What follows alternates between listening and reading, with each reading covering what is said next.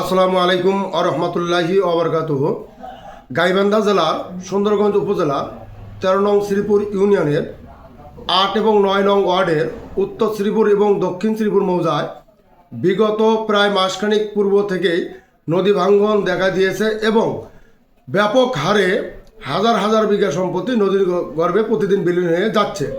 তো এই ব্যাপারে আমি ঘটনাস্থল থেকে ইতিপূর্বে বেশ কয়েকবার লাইভ করেছি, তো আপনারা সেটা দেখেছেন এবং এই ব্যাপারে উদ্বোধন কর্তৃপক্ষ যারা আছেন, পানি উন্নয়ন বোর্ড, জেলা প্রশাসক, স্থানীয় প্রশাসক সবাই কিন্তু কম বেশি জানেন। কিন্তু দুঃখের বিষয় হলো কাজ হচ্ছে না, কারণ তারা একটু গড়িমসি করতেছে যেহেতু এদেশে নির্বাচিত সরকার নাই, এমপি নাই, তো সেক্ষেত্রে তারা চাচ্ছে যে এই অন্তর্বর্তীকালীন সরকারে তেমন বরাদ্দ নেই, বাজেট নাই, যার কারণে কিন্তু তারা একটু হিমশিম খেয়ে যাচ্ছে এবং এ ব্যাপারে দেখে শুনে না বোঝার ভান করে আপনার হলো সব কিছু কেটে দিচ্ছে।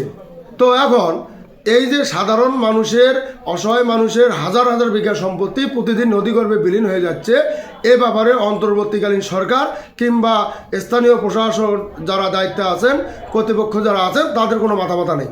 তার আসলে কেন? তাহলে কি এদেশ কি আপনার চলতেছে না? এদেশের কি অর্থনৈতিক উন্নতি হচ্ছে না? প্রতিদিন কি আপনার মানুষের অবস্থা কি তার চলাচলের গতি কি থেমে থাকতেছে না? এদেশের থেকে কি কর সরকার পাচ্ছে না? অবশ্যই পাচ্ছে, কিন্তু সাধারণ জনগণের এই কাজগুলো, সাধারণ মানুষের যে কাজ, তারা যে ধ্বংস হচ্ছে, তারা এই ধ্বংসটাকে বাঁচানোর জন্য কোনো পদক্ষেপ দেখা যাচ্ছে না। সেই সাথে আমাদের সাংবাদিক ভাইরা আছে, ইলেকট্রিক মিডিয়ার ভাইরা আছে, তারাও কিন্তু নীরব, নিস্তব্ধ। তা আমি কি এখানে ধরে নেব যে অন্তর্বর্তীকালীন সরকারের আমলে কোনো উন্নয়ন হবে না? আচ্ছা, যদি অন্তর্বর্তীকালীন সরকারের আমলে উন্নয়ন না হয়, তাহলে এই অন্তর্বর্তীকালীন সরকারের আমাদের তো কোনো প্রয়োজন নাই। যে অন্তর্বর্তীকালীন সরকার দিয়ে আমাদের সাধারণ অসহায় মানুষের দুঃখ দুর্দশা, এমার্জেন্সি কোনো কাজ হবে না, সেই অন্তর্বর্তীকালীন সরকার তো আমাদের কোনো প্রয়োজন নাই। তাহলে আমরা তো অবশ্যই ধরে নিতে পারি যে এই অন্তর্বর্তীকালীন সরকারের আমলে কোনো কাজ হবে না যখন না নির্বাচিত সরকার আসে। এখন নির্বাচিত সরকার দিয়ে যদি আমাদের উন্নয়ন করতে হয়, নির্বাচিত সরকার দিয়ে যদি আমাদের এই যে আমাদের যে ক্ষতিগ্রস্ত হচ্ছে আমরা অসহায় মানুষ, সাধারণ মানুষগুলো, এটা যদি একমাত্র তাদের দ্বারা হয়, তাহলে আমি অবশ্যই বলবো তাহলে এই অন্তর্বর্তীকালীন সরকার আমাদের প্রয়োজন নাই। আপনারা যদি অযোগ্য হয়ে থাকেন, আপনারা কাজ করতে না পারেন, আপনারা তো প্রতিদিন ট্যাক্সের টাকা আপনাদের কোষাগারে জমা হচ্ছে, তারপরে জরুরি ভিত্তিতে যদি আপনারা এদেশের কোনো কাজ, সাধারণ জনগণের কাজ, অসহায় মানুষের কাজ করতে না পারেন, তাহলে আপনারা সময় থাকতে আপনারা এটা আপনাদের দায়িত্ব, আপনারা দূরত্ব নির্বাচন দিয়ে কাঠ হোক, খুঁড়া হোক, যাই হোক, যেমনি হোক, যোগ্য অযোগ্য হোক, আপনারা তাকে সরকার বানিয়ে আপনারা চলে যান। না হইলে এই যে সাধারণ মানুষ সারা বাংলাদেশে এরকম যে ঘটনাগুলো ঘটতেছে, সেই ঘটনাগুলোর দায় কিন্তু আপনাদের অবশ্যই নিতে হবে। অবশ্যই আপনাদেরকে ভবিষ্যতে জাতির কাছে আপনাদেরকে জবাবদিহিতা করতে হবে। তো সুতরাং আপনার সময় থাকতে আপনারা জবাবদিহিতার জায়গার যাতে দেওয়া না লাগে, সেই লক্ষ্যে আগেই নির্বাচন দিয়ে নির্বাচিত সরকারের হাতে তুলে দেন, যাতে করে আমরা সেই নির্বাচিত সরকারকে ধরতে পারি। সাধারণ অসহায় মানুষের যে আমাদের ক্ষতি হচ্ছে, এই ক্ষতিগুলো দায় তারা কখনোই এরা এড়িয়ে যেতে না পারে, সে ব্যাপারে আমি তাদেরকে ধরতে পারি, আমরা তাদেরকে ধরতে পারি। আমি এই আহ্বান রাখবো যে আপনারা অন্তর্বর্তীকালীন সরকার এবং আপনাদের প্রশাসক কোনো কাজ করবে না, আপনাদের বাজেট নাই, ঠিকাদার ভয় পাচ্ছে, কারণ আপনারা কোন সরকার কখন এসে তাদের এই কাজ টাকাগুলো নষ্ট হয়ে যায়, এই কারণে আমরা কিন্তু বিপদগ্রস্ত হয়ে আছি।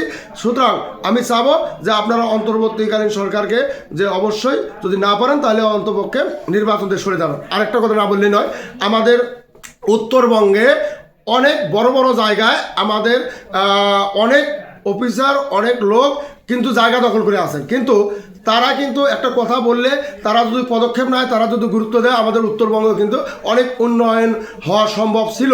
কিন্তু দুঃখের বিষয় হলো আমাদের যারা উত্তরবঙ্গে আছেন মিনিমাম জন, তারা কিন্তু আমাদের ব্যাপারে সোচ্চার নয় এবং দেখা যায় যে তারা যে কাজটা উন্নয়নের জন্য নিয়ে আসতেছে, সেখান থেকে আবার হাজার হাজার কোটি টাকা সেখান থেকে তারা দুর্নীতিতে লিপ্ত।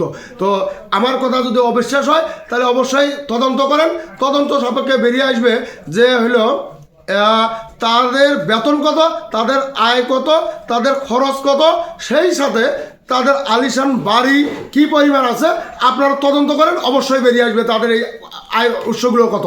এটা আমি আমার ব্যক্তিগতভাবে আমি অনেকগুলো বিষয় জানি, কিন্তু সব কথা যদি আমরা মিডিয়ায় বলে তাহলে অনেক প্রমাণ দিতে হবে। সুতরাং আপনারা খুঁজে নেন যে আমাদের উত্তরবঙ্গের কত পরিমাণ অফিসার বাংলাদেশের গুরুত্বপূর্ণ জায়গাগুলো দখল করে আছে, সেই সাথে তারা কোনো কাজ করতেছে না কেন, এবং করলেও সেখান থেকে দুর্নীতিতে তারা শীর্ষস্থান দখল করে নিচ্ছে, আমাদের সাধারণ মানুষের ক্ষতি করতেছে।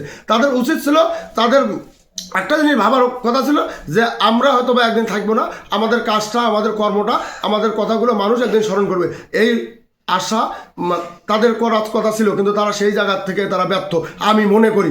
সুতরাং আমার কথাগুলো আপনার খারাপ লাগতে পারে। আবার দেখেন, যারা দুর্নীতিতে শীর্ষ, যারা দুর্নীতি করে এই গরিব মানুষের টাকাগুলো লক্ষ লক্ষ কোটি কোটি টাকা হাতিয়ে নিয়ে বাড়ি গাড়ি করে মনে করেন যে একে মানে ভাসিয়ে দিচ্ছে, আর আমাদের সমাজ ব্যবস্থায় তারা কিন্তু আবার একে জান্নাতের উচ্চ মাকাম পর্যন্ত চলে যাচ্ছে। কেমনে? আমাদের মতন মনে করেন যে অনেক আমাদের সমাজে আলেম সমাজ আছে, তাদেরকে দাওয়াত দিয়ে নিজে খাওয়াইয়ে একদম একে এত পরিমাণ টুটি পর্যন্ত একে ভরে দিয়ে কিছু হাদিয়া ধরে দিলে একবারে মনে করেন যে দোয়া একেবারে তাদের জন্য একেবারে জাহান্নাম থেকে বাঁচিয়ে জান্নাত পর্যন্ত নিয়ে যাওয়ার মতন একটা পায়তারা হচ্ছে। সুতরাং আমি এই আমার দেশের আলেম সমাজকে অনুরোধ করব যে যাদের ঘুষের টাকায়, সুদের টাকায় যারা আলিশান বাড়ি করতেছে, যারা ভালো খাওয়াইতেছে, ওই দাওয়াত গ্রহণ না করে আপনি সাধারণ একজন মানুষের, একজন হকানি হক মানুষের, কৃষক মানুষের দাওয়াত অবশ্যই গ্রহণ করবেন। ডাল ভাত হলে খায়া আপনি তাদের জন্য মন খুলে দোয়া করবেন। আর ওই যারা সুদ ঘুষের টাকায় যারা আলিশান বাড়ি করতেছে, যারা চলতেছে, আমাদের টাকা নষ্ট করতেছে, আমাদের কোনো উপকার আছে, তাদের জন্য সবসময় বদদোয়া করবেন। এটা আমার আপনাদের কাছে চাওয়া এবং পাওয়া, এটার জন্য আমি আপনাদের কাছে চাই। তো আমাদের মূল লক্ষ্য কথা ছিল যে আমাদের উত্তরবঙ্গের, আমাদের গাইবান্ধা জেলা সুন্দরগঞ্জ থানার শ্রীপুর ইউনিয়নের দুটি মৌজার, উত্তর শ্রীপুর এবং দক্ষিণ শ্রীপুর মৌজার যে নদী ভাঙন হচ্ছে, সেটার কোনো পদক্ষেপ দীর্ঘদিনও নেওয়া হচ্ছে না। এবং তারা বলতেছে যে অন্তর্বর্তীকালীন সরকারের আমলে বাজেট না থাকায় আমরা খুলে দিতে পারতেছি না, এবং তারা শাক দিয়ে মাছ ঢাকার সবসময় চেষ্টা করতেছে, দেখে না দেখার ভান করতেছে।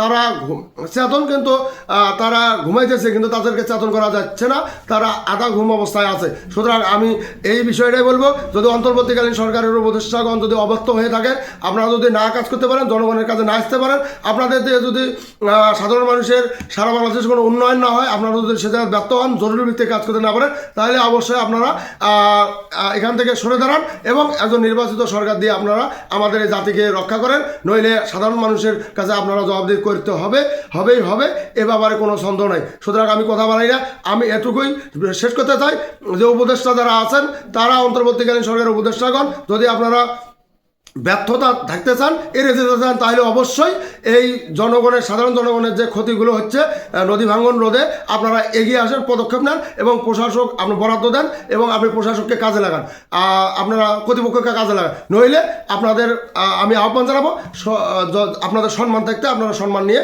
এদেশে একজন নির্বাচিত সরকার দেন, সে চুরি করুক, ডাকাতি করুক, জনগণের অর্থ লুট করুক, তার দায় ভাই জনগণকে তাদেরকে দিতে হবে। ইনশাআল্লাহ তাদেরকে দিতে হবেই। তো সুতরাং আমি কথা বলাই না, আমি আমার যে আলোচনা করলাম তাতে হয়তো বা ভুলভ্রান্তি হতে পারে, আপনারা আমার কথায় বিরক্ত কিংবা মন খারাপ হতে পারেন, তো এটা আমি ক্ষমা চেয়ে নিচ্ছি। সেই সাথে আমার কথাগুলো যদি আপনারা ভালো মনে হয় তাহলে অবশ্যই ছড়িয়ে দেন, এবং জনস্বার্থে সারা বাংলাদেশে যেন জরুরি ভিত্তিতে কাজের বরাদ্দ পাস হয়, সেই লক্ষ্যে যেন তারা কাজ করতে পারে অন্তর্বর্তীকালীন সরকার। আর যদি না পারে, সে ব্যবস্থা সম্মান থাকতে তাদেরকে সম্মান নিয়ে যাওয়ার আহ্বান আমি রেখে আমার আলোচনা শেষ করছি। আসসালামু আলাইকুম ওয়া রাহমাতুল্লাহি ওয়া বারাকাতুহু।